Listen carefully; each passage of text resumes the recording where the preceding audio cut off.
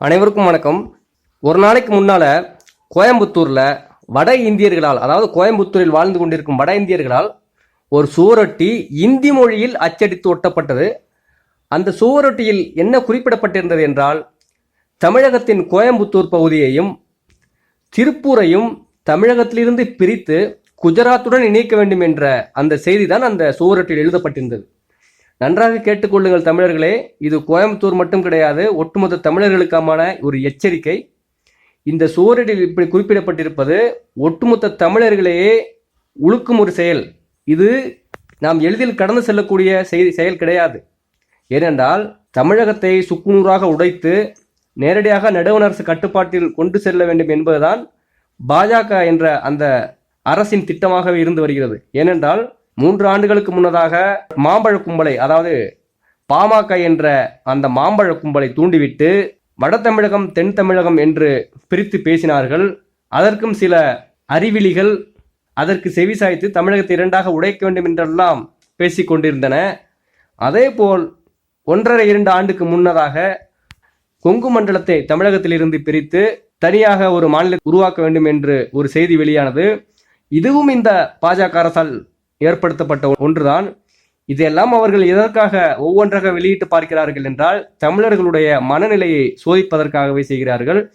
இதற்கு ஏற்பிசைவாக தமிழர்கள் செயல்பட்டாலோ அல்லது இவற்றை கண்டுகொள்ளாமல் விட்டாலோ கண்டிப்பாக எதிர்காலத்தில் இவையெல்லாம் அவர்கள் செயல்படுத்துவார்கள். அந்த வகையில் தான் இந்த சுவரொட்டியானது வட இந்திய கும்பல்களால் ஒட்டப்பட்டது. இது மட்டும் கிடையாது, தமிழகத்தில் இருக்கக்கூடிய மாவட்டங்களை உடைப்பதும் கூட பாஜகவின் இந்த திட்டம்தான். அதாவது ஒரே நிலப்பரப்பாக இருக்கும் மாவட்டத்தை சுக்குநூறாக உடைத்துவிட்டால் அதில் வாழும் மக்களுக்கு அந்த மண்ணின் மீது இருக்கும் பற்று அருந்துவிடும். எடுத்துக்காட்டிற்கு தஞ்சாவூர் மாவட்டத்தை 2ஆக உடைத்து கும்பகோணம் என்று ஒரு மாவட்டத்தை உருவாக்கப் போவதாக அறிவித்தார்கள்.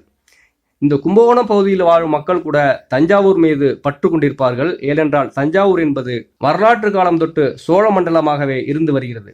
எனவே அந்த சோழ மண்டலம் என்ற அந்த உணர்வை உடைத்து அவர்களுக்கு அந்த மண்ணின் மீதான பற்றை உடைப்பதற்காகத்தான் இவர்கள் இந்த மாவட்டங்களை 2-2ஆக உடைக்கிறார்கள்.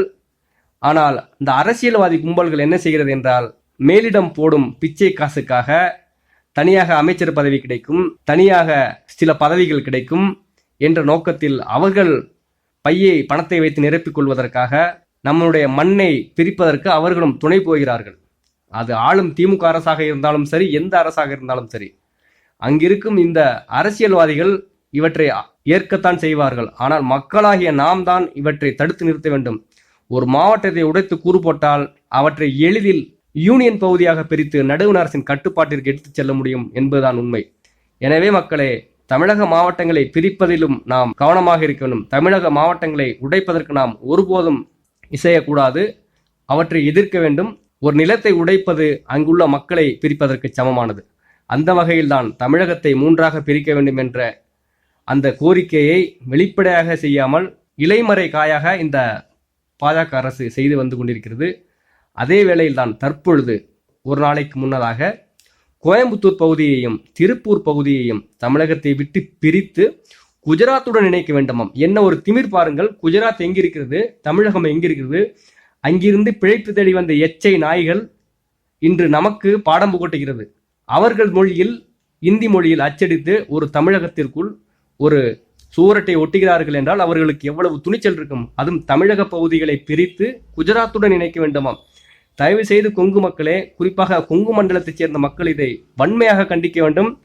இந்த செயலை செய்தவர்களுக்கு தக்க பாடம் புகட்ட வேண்டும். இந்த செயலை எதிர்த்து நீங்கள் காவல்துறையிடம் கோரிக்கை வைக்கலாம், அரசுக்கும் கோரிக்கை வைக்கலாம். இது ஒரு புறம் இருந்தாலும் நேரடியாக அவர்களுக்கு அடித்து உதைத்து அவர்களை இந்த பகுதியை, கோயம்புத்தூர் மற்றும் திருப்பூர் பகுதியை விட்டு விரட்டவில்லை என்றால் கொங்கு மக்களுக்கு உண்மையாகவே மானம் இல்லை என்றுதான் பொருள்படும்.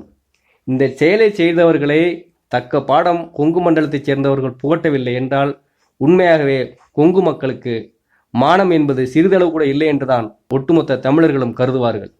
இது மட்டும் கிடையாது, கோதை பகுதியில் போட்டியிடும் பாஜக கைகூலி, பாஜக தலைவர் என்று கூறிக்கொண்டு தமிழகத்தில் வாய்ச்சவடால் விட்டு கொண்டிருக்கும் ஆட்டுக்குட்டி அண்ணாமலை என்பவனுக்கும் தக்க பாடம் புகட்ட வேண்டும். தமிழகத்தில் எந்த மூலையில் இது போன்ற செயல் நிகழ்ந்தாலும் அந்த பகுதியைச் சேர்ந்தவர்கள் படவர்களை அடித்து உதைத்து விரட்ட வேண்டும் என்பதுதான் என்னுடைய கோரிக்கையாக நான் இந்த காணொலியின் மூலமாக வைக்கிறேன். இப்படியே நாம் விட்டுவிட்டோம் என்றால் ஈழத்தில் சிங்களவன் எப்படி தமிழர்களை ஒரு காலத்தில் அடித்து விரட்டினானோ அதே நிலை நமக்கும் இங்கு ஏற்படும் என்பதுதான் உண்மை. அதைவிட மிகவும் கொடுமையாக நிகழும் இந்த நாட்டில். எனவே நம்முடைய நிலத்தை நாம் தான் பாதுகாத்து கொள்ள வேண்டும். வந்தேரிகளுக்கு இடம் கொடுக்காதீர்கள். படவர்களை இனிமேலும் நீங்கள் விட்டு வைக்காதீர்கள். சென்ற இடத்தில் பார்த்த இடத்திலெல்லாம் உதைத்து விரட்டுங்கள் அவர்களை. குறிப்பாக இந்த சுவரொட்டியை ஒட்டியவர்கள் கை கால்களை உடைத்தாவது நீங்கள் விரட்ட வேண்டும். அதுவரையில் அவர்கள் அடங்க மாட்டார்கள். இந்த ஆளும் அரசும் கண்டுகொள்ளாது. அரசியல் செய்வதற்கு தான் அவர்களுக்கு நேரம் இருக்கிறது தவிர தமிழ் நிலத்தை பற்றியோ தமிழ் மொழியை பற்றியோ தமிழர்களை பற்றி எந்த ஒரு கவலையும் அவர்களுக்கு கிடையாது. எனவே நம்மை நாம் தான் காப்பாற்றிக் கொள்ள வேண்டும். மீண்டும் மீண்டும் கூறுகிறேன், இந்த சுவரொட்டியை ஒட்டிய கும்பலுக்கு தக்க பாடத்தை கொங்கு மக்கள் புகட்ட வேண்டும். கொங்கு மக்கள் மட்டும் கிடையாது, யாராக இருந்தாலும் ஒரு தமிழனாக சென்று அவர்களுக்கு தக்க பாடம் புகட்ட வேண்டும் என்று மீண்டும் கூறிக்கொண்டு மீண்டும் அடுத்த பதிவில் இணைவோம். நன்றி, வணக்கம்.